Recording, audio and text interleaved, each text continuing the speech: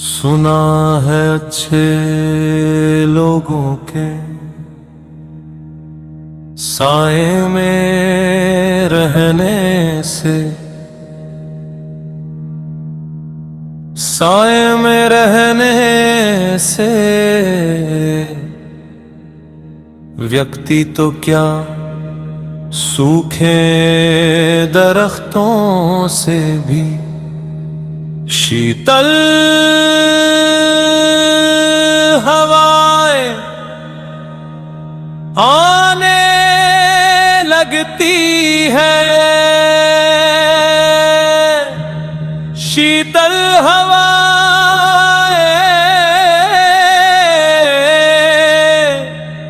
शीतल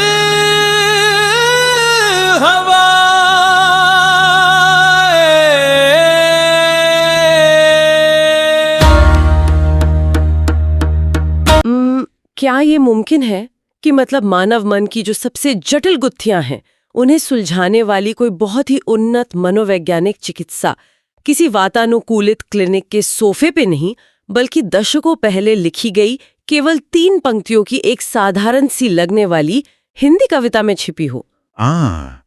ये सुनने में थोड़ा अजीब लग सकता है, लेकिन है ना? बिल्कुल।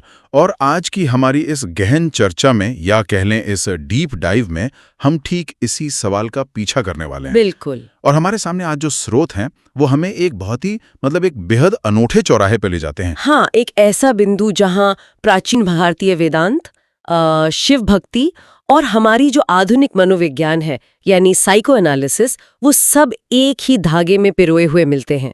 सही कहा। और देखिए, हमारा मिशन आज सिर्फ एक कविता की लय को बांचना या उसका अर्थ निकालना नहीं है। तो फिर क्या है? असल में हमें उस तंत्र को, उस मैकेनिज्म को समझना है जो इन 3 पंक्तियों को एक संपूर्ण थेरेपी सेशन में बदल देता है। वाओ, एक कविता और थेरेपी सेशन, मतलब ठीक है, आइए इसे थोड़ा विस्तार से समझते हैं। ये जानकारी उन लोगों के लिए एक तरह का शॉर्टकट होने वाली है जो बिना भारी भरकम शब्दों के उलझन में पड़े जीवन के गहरे फलसफे को समझना चाहते हैं। यहाँ सबसे दिलचस्प बात यह है कि इस पूरी चर्चा का केंद्र वास्तव में वो तरीका है जिसके जरिए ये स्रोत हमारे अवचेतन मन यानी जो हमारा सबकॉन्शियस है उसके काम करने के तरीके को डिकोड करता है। बिल्कुल, क्योंकि अक्सर ना हम विज्ञान और आध्यात्म को 2 बिल्कुल अलग-अलग ध्रुवों पर रखते हैं। हाँ, एक तरफ आपके फ्राइड और जुंग जैसे मनोवैज्ञानिकों के सिद्धांत आ जाते हैं और दूसरी तरफ संतों और फकीरों का दर्शन। लेकिन आज का ये स्रोत इन दोनों के बीच की जो दीवार है ना, उसे पूरी तरह से गिरा देता है। एकदम सही। और इस दीवार को गिराने वाले व्यक्ति की पहचान को समझे बिना इस कविता के पीछे के मनोविज्ञान को समझना लगभग नामुमकिन है। हाँ, क्योंकि हमारे स्रोतों के अनुसार शायर का नाम महज एक नाम नहीं है बल्कि इस पूरी पहेली का एक तरह से डिकोडर है। डिकोडर, हाँ बिल्कुल। तो ये जो शेर है ये लिखा है बलजीत सिंह मितवा ने, जिन्हें, और ये बहुत ही अनोखा नाम है, जिन्हें साइको जीनियस कहा गया है। हाँ, साइको जीनियस। हाँ, ये नाम अपने आप में विरोधाभासों का एक बहुत ही दिलचस्प पुल है। मुझे तो ये नाम किसी सुपर हीरो की ओरिजिन स्टोरी जैसा लगता है, जहाँ हर शब्द एक विशेष शक्ति को दर्शा रहा है। जैसे स्रोत के अनुसार बल का अर्थ है पुरुषार्थ रूपी तेज या ओज चेतना। जीत का मतलब है जो हमारे जीवन के 4 मूल स्तंभ हैं, धर्म, अर्थ, काम और मोक्ष, उन पर विजय पाना। सिंह का मतलब है शौर्य और बिल्कुल अडिग रहना। और फिर आता है मितवा, जिसका अर्थ एक सुहृद मीत या एक मनोविश्लेषणात्मक चिकित्सक बताया गया है। और यहीं पर बात बहुत गहरी हो जाती है। यहाँ मितवा और साइकोजीनियस का एक साथ आना मनोवैज्ञानिक दृष्टिकोण से बहुत मायने रखता है। वो कैसे? देखिए, जो पारंपरिक फ्राइडियन मनोविज्ञान है ना, उसमें चिकित्सक अक्सर एक ब्लैंक स्लेट की तरह काम करता है, एक तटस्थ पर्यवेक्षक। हाँ, जो सिर्फ सुनता है और कोई रिएक्शन नहीं देता। बिल्कुल। वो मरीज से एक क्लिनिकल दूरी बनाए रखता है ताकि मरीज का जो अवचेतन मन है वो अपनी उलझनों को उस खाली कैनवस पर प्रोजेक्ट कर सके। लेकिन यहाँ मितवा का दृष्टिकोण अलग है। हाँ? मितवा का दृष्टिकोण इस क्लिनिकल दूरी को पूरी तरह खारिज करता है। एक मीत या मित्र के रूप में चिकित्सक एक बहुत ही सुरक्षित और आत्मीय स्थान बनाता है। तो ये भारतीय अंतःस्फूर्ति का वो मॉडल है जहाँ उपचार केवल विश्लेषण से नहीं होता बल्कि करुणा और जुड़ाव से होता है। एकदम सही। चिकित्सक कोई मशीन नहीं है जो सिर्फ डेटा का विश्लेषण कर रहा है, वो एक इंसान के तौर पर दूसरे इंसान के अवचेतन को एक सहारा दे रहा है। ये तो बहुत ही खूबसूरत तंत्र है। और हमारे स्रोत इस मानसिकता की जो जड़ें हैं उन्हें एक बहुत ही विशेष स्थान से जोड़ते हैं। देवभूमि किरमारा गाम और जय शिव कामेश्वर धाम, जो कि हरियाणा के हिसार में है। हाँ, और इसे केवल एक गांव नहीं बल्कि एक तपोभूमि कहा गया है।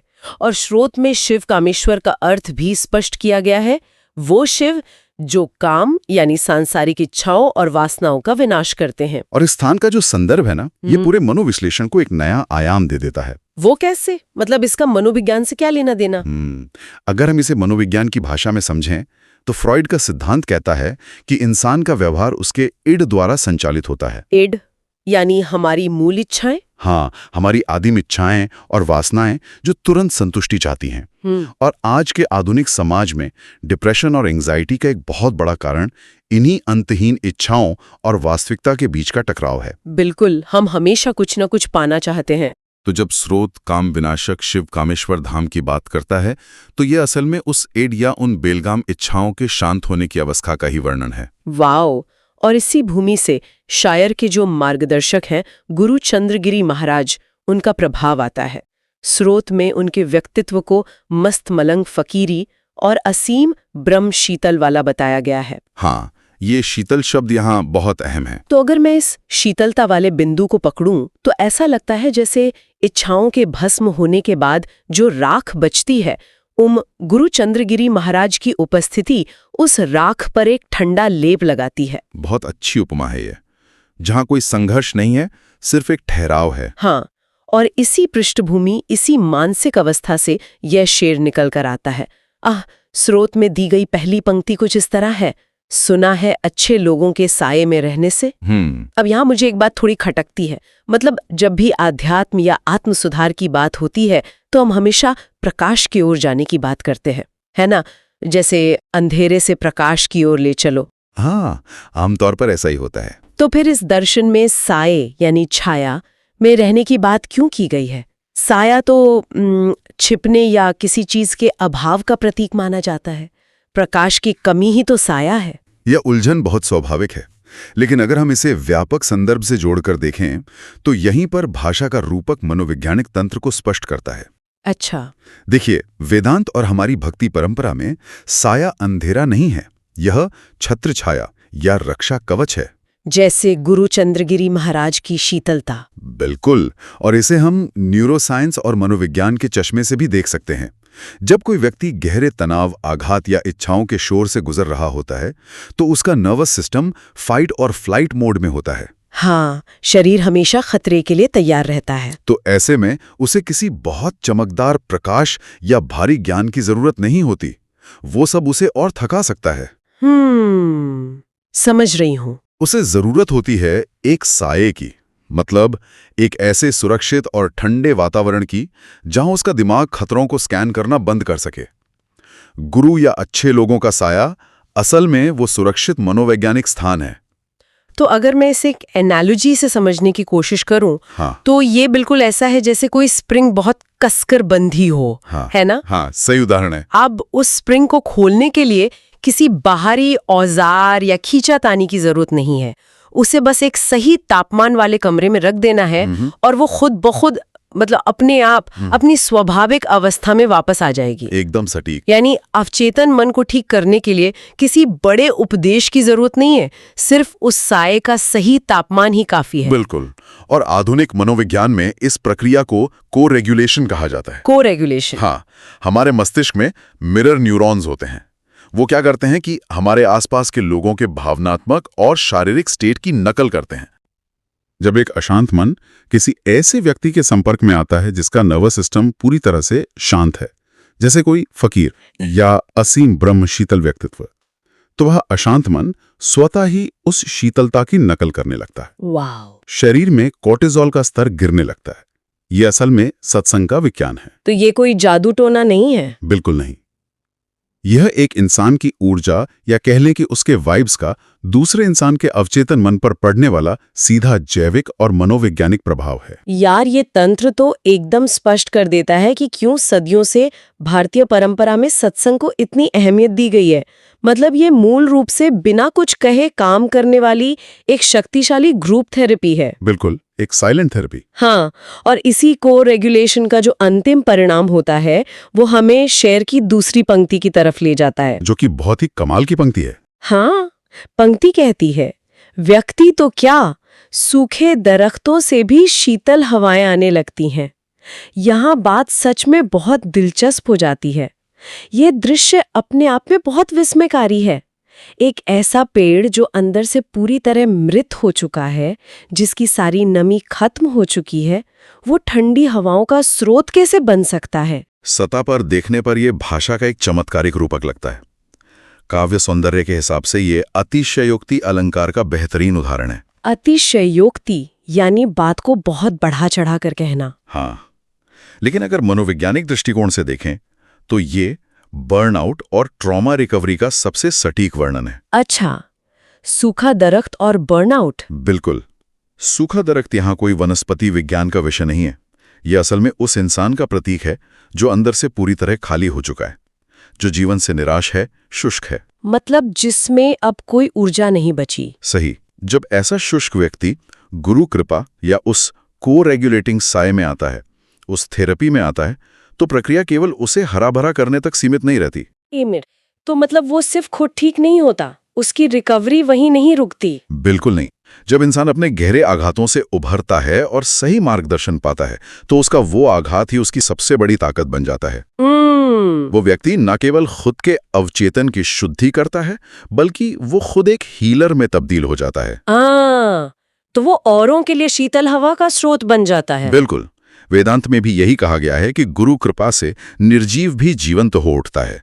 जब आत्मतत्व जागृत होता है तो वो अपने आसपास के पूरे वातावरण को रूपांतरित कर देता है। ये तो बहुत पावरफुल है। निर्जीव में भी जीवन का संचार करने की ये क्षमता उस शिव तत्व का ही विस्तार है, जो काम और क्रोध को शांत करके करुणा को जन्म देता है। ये तो चिकित्सा के अंतिम लक्ष्य को दर्शाता है।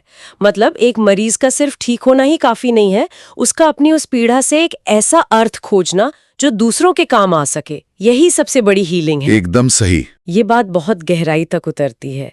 लेकिन इस पूरी दार्शनिक और मनोवैज्ञानिक यात्रा के बाद जब हम कविता के अंत तक पहुंचते हैं तो एक शब्द अचानक से पूरी लय को रोक देता है। आप आखिरी पंक्ति की बात कर रहे हैं? हाँ, आखिरी पंक्ति है, शायद इसी का नाम जिंदगी है। अब यहाँ एक तार्किक सवाल उठता है। पूछिए। अगर एक साइकोजीनियस को इस पूरे तंत्र, अवचेतन मन के शुद्धिकरण और गुरु कृपा पर इतना पक्का यकीन है, तो फिर उसने इस शायद का इस्तेमाल क्यों किया? क्या यह किसी गहरे संदेह को नहीं दर्शाता? हाँ, ये बहुत ही वाजिब सवाल है। लेकिन यहाँ ये शायद संदेह का प्रतीक नहीं है। तो फिर क्या है? ये मानव मन के सबसे ऊंचे विस्मय की अवस्था है, जिसे हम अंग्रेजी में वंडर कहते हैं। विस्मय? हाँ, देखिए, मनोविज्ञान में एक अवधारणा है जिसे पीक एक्सपीरियंस या आहा मोमेंट कहा जाता है। आहा मोमेंट, हाँ, जब एकदम से सब समझ आ जाता है। बिल्कुल। जीवन भर इंसान ये सोचकर भागता रहता है कि जिंदगी का मतलब कुछ हासिल करना, किसी मंजिल तक पहुंचना या अपनी इच्छाओं को पूरा करना है। हाँ, हम सब यही तो कर रहे हैं। लेकिन जब वो अचानक उस सत्संग की शीतलता में आता है और देखता है कि बिना किसी भारी संघर्ष के सिर्फ अपनी मूल प्रकृति में ठहर जाने से ही सारी शुष्क जड़ें हरी हो रही हैं, तो उसका सारा अहंकार और उसकी पुरानी सारी धारणाएं एक झटके में टूट जाती हैं। हाँ, तो ये शायद असल में एक तरह का आत्मसमर्पण है। मतलब उस पुरानी भागदौड़ के झूठे होने का एहसास है। बिल्कुल। ये उस व्यक्ति के मुंह से निकला एक गहरा निश्वास है, जिसे अचानक समझ आ गया है कि असली जिंदगी कोई बाहरी जद्दोजहद थी ही नहीं। वाह। स्रोत स्पष्ट रूप से बताता है कि शायर के लिए आशय ही मेरी मूल प्रकृति जीवन है, यानी अपने मूल शांत स्वभाव को गुरु तत्व में विलीन कर देना ही जीवन है। क्या बात है। ये शायद एक दार्शनिक ठहराव है जो सुनने वाले को भी अपने भीतर झांकने पर मजबूर करता है।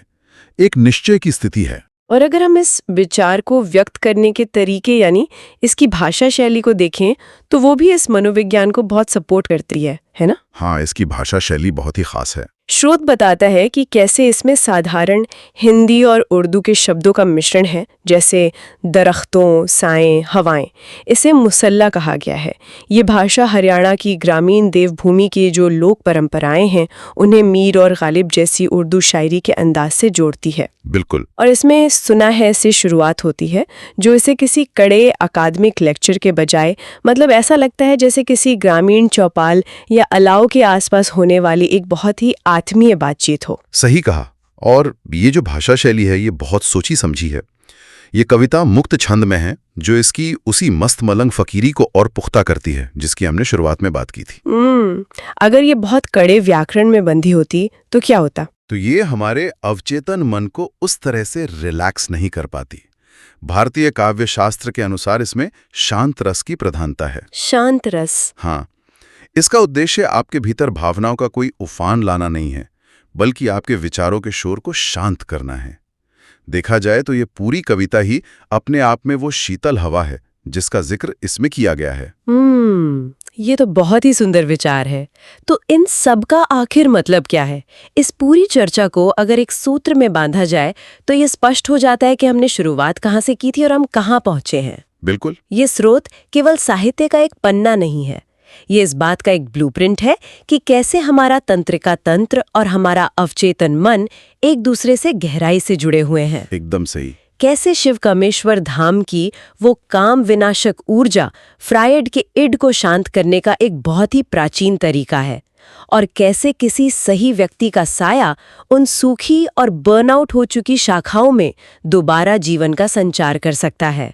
और मुझे लगता है कि आज के इस इन्फॉर्मेशन ओवरलोड वाले युग में ये समझ पहले से कहीं ज्यादा प्रासंगिक हो गई है। हाँ, आज तो हर किसी का दिमाग भरा हुआ है। बिल्कुल। आधुनिक जीवन ने हमारे अवचेतन मन को उत्तेजनाओं से इतना भर दिया है कि मन का शुष्क होना या बर्नआउट होना एक आम बीमारी बन गई है। ऐसे में ये ज्ञान एक मार्गदर्शक सिद्धांत के रूप में काम करता है कि वास्तविक उपचार खुद को किसी एकांत में बंद करने से या संघर्ष करने से नहीं होता, बल्कि सही साये या संगति में जाने से होता है, जहां को-रेगुलेशन प्राकृतिक रूप से हो सके। और यही वो बिंदु है जो इस पूरे डीप डाइव को सिर्फ एक बौद्धिक चर्चा से निकालकर हमारे जीवन के एक बहुत ही व्यवहारिक टूल में बदल देता है। हाँ, बिल्कुल। तो जाते जाते एक अहम सवाल जो अक्सर पीछे छूट जाता है वो ये है कि आज के इस भागदौड़ भरे और स्क्रीन से चिपके हुए दौर में, जहां हर कोई एक सूखे दरख्त की तरह किसी अदृश्य शीतलता की तलाश में है, वो अच्छा साया या सत्संग कहाँ खोजा जाए? ये सोचने वाली बात है। वो साया कोई गुरु हो सकता है, कोई अच्छा दोस्त हो सकता है, या शायद किसी किताब के पन्नों में छिपी कोई गहरी सोच भी हो सकती है। और उससे भी आगे, क्या आपने अपने आसपास के उन सूखे दरख्तों को पहचाना है जो सही संगति पाकर शीतल हवा दे सकते हैं? बाहरी दुनिया के इस शोर के बीच अपनी मूल प्रकृति को पहचानना, शायद इसी का नाम जिंदगी है। इस पर विचार जरूर कीजिएगा।